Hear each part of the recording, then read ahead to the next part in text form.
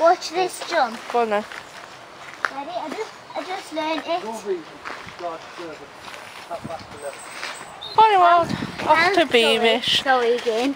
How many subscribers have you got? 300 300? and 41, I think. Guess what? What? I'm going to interrupt you every time you do that intro. That's not really nice. As you can tell, I'm with my niece. We're at Beamish.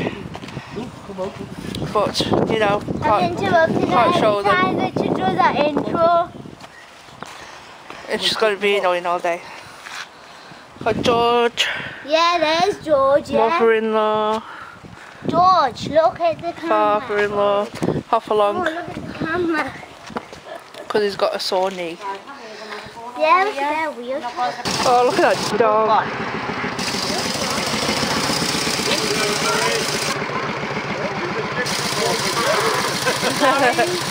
No, last time when I came with Nana and Grandad, I did. I'm getting dragged down the pit. Down So this should be fun. pit. Down.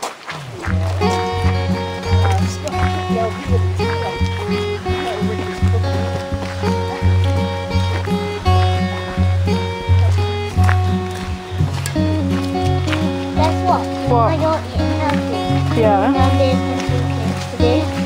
That's not nice. How am I supposed to eat healthy if you're making cakes? Because my oven like 3, you never had. Oh God. I was on my head.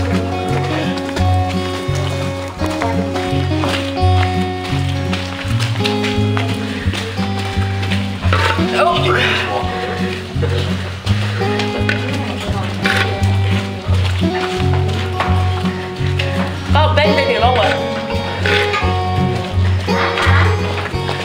You're more flexible than me.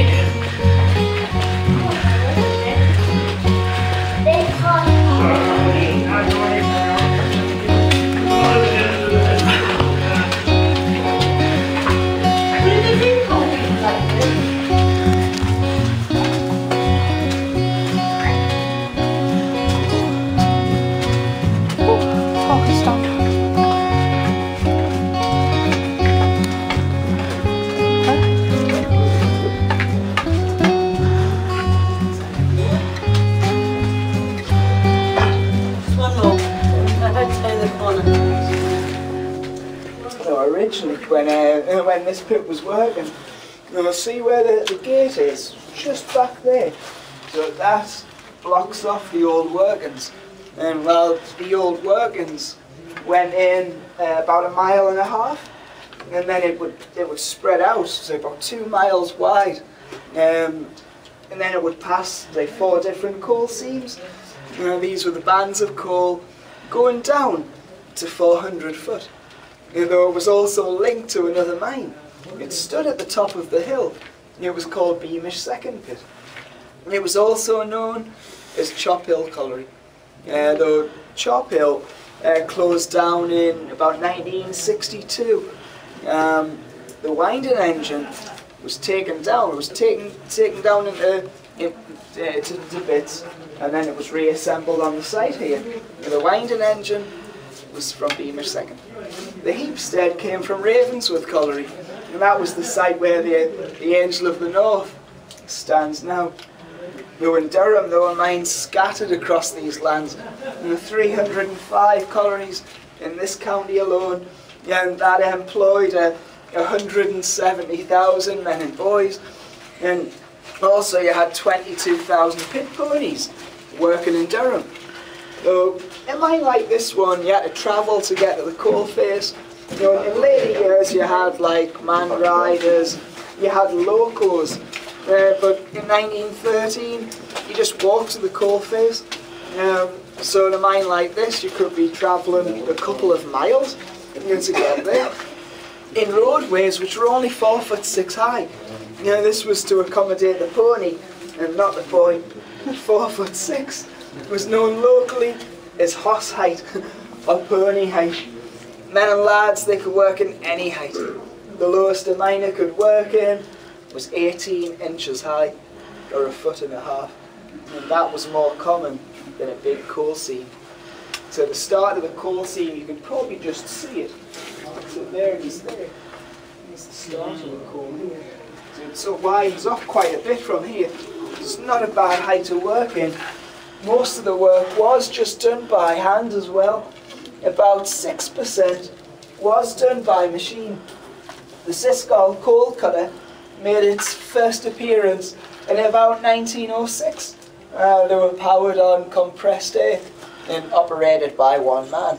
So after roll that into the coal face, and set it up, and then as the machine starts undercutting the coal, using the handles both left and right to operate the Siscall.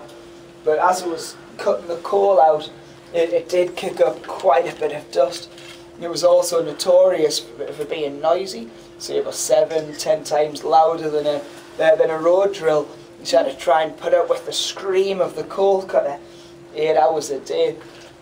And though in later years, a machine similar to this struck iron in the coal, it eased it in colliery, and this triggered a spark to hit the roof, and that caused the fire damp, the methane, to ignite, and that lifts the coal dust up, and the coal dust caught fire.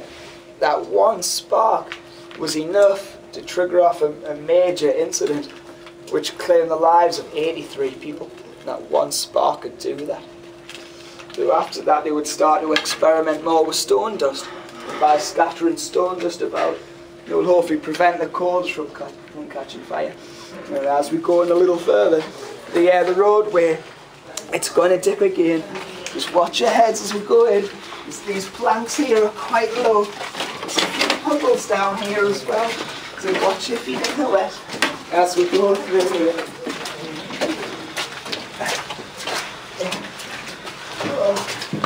Oh!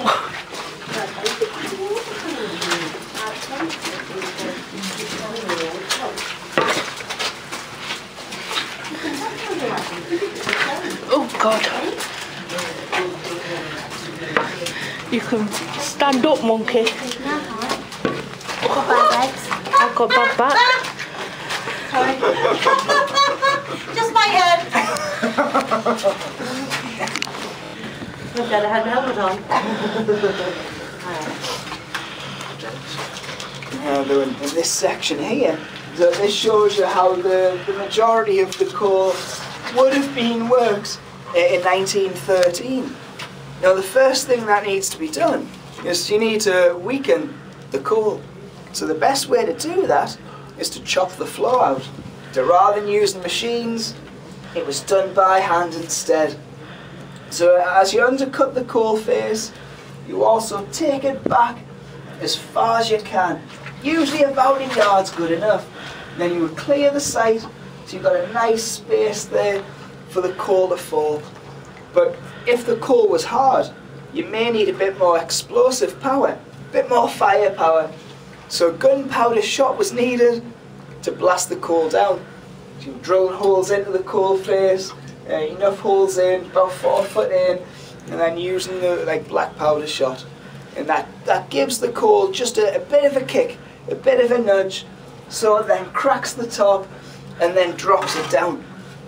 Now you can race back into here and you can start filling tubs. Though in an 8-hour shift, you're expected to fill about 12 a day, and the more you fill, the better you earn. In 1913, the miners of Durham hand-filled 41.5 million tonne of coal. But the light that you worked by was limited to the light of a safety lamp. The lamp was an effective tool both to light the roadways in dark, gassy places, and also used to check for this gas as well, both fire damp, which was methane, and black damp, which was carbon dioxide. But if that was the only light you had, what you would see was reduced to this. There we go. So 8 hours a day like that. It's lovely, isn't it? So, if there was a lot of dust in the air as well, it's like sometimes the coal dust, it would even eclipse the light of a safety lamp. It's like sometimes the darkness was so complete you couldn't see a hand in front of your face. Visibility was so poor at times. It could cause quite a strain on the eyes as well over time. A condition called nystagmus was quite a common ailment just through working in poor light like this. But the other reason I bring people down here, I need a team for tomorrow. Do you fancy it? So all you need is your tools. I think number 5 cottage, that's available. The key's just under the mat. You just grab the key, just go straight in. If there's no coal in the shed, there's some coal on the top in the colliery yard. Just take one of the barrows and then roll a few barrows out. Well, thanks very much for your time, guys. And we'll see you in the morning, eh?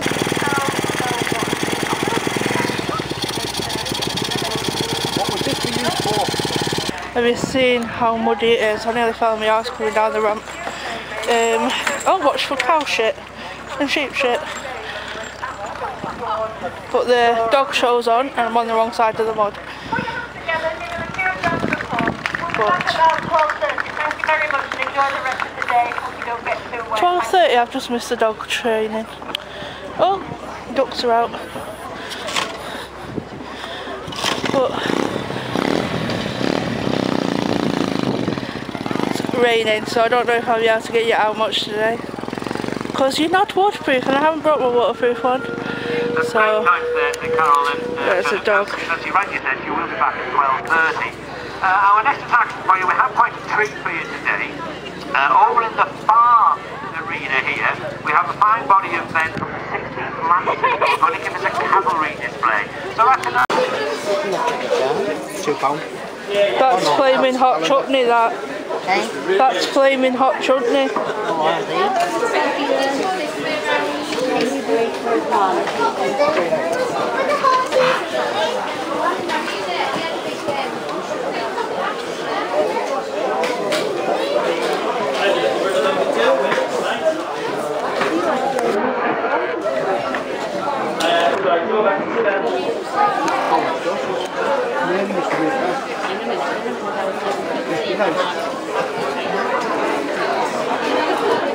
I like ginger wine. £6.50.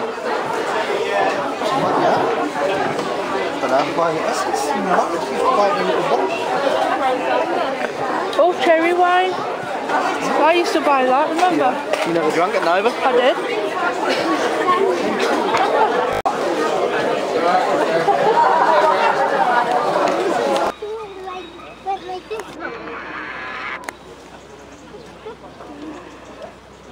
When they were regimenting before. Oh. Yeah. Daddy, that's good.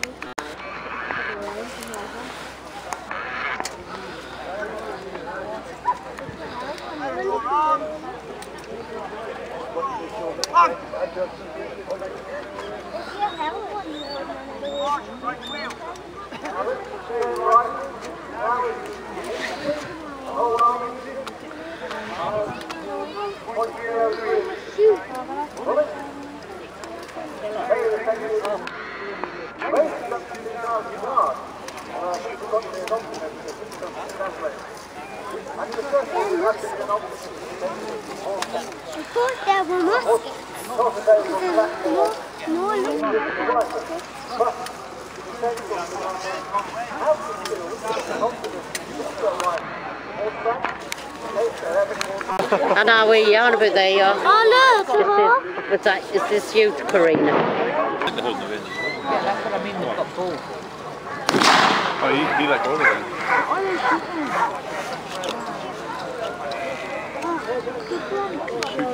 Talking there about the shooting.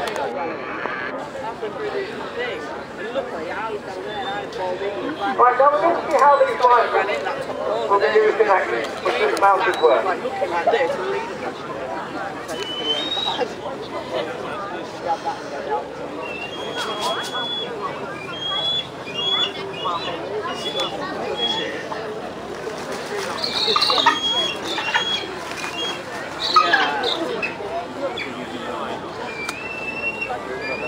Our troops are going to go forward and seek to engage the enemy.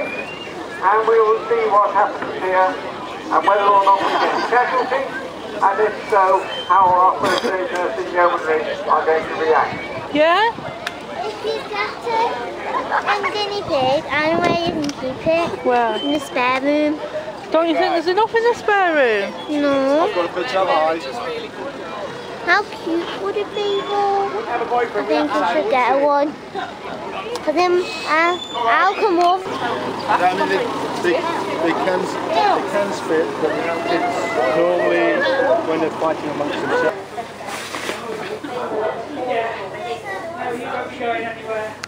Lead them into show jumpers because they've got a fair ping in them.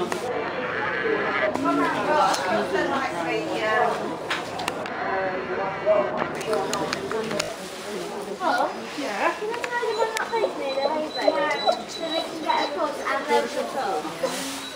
They won't shut up.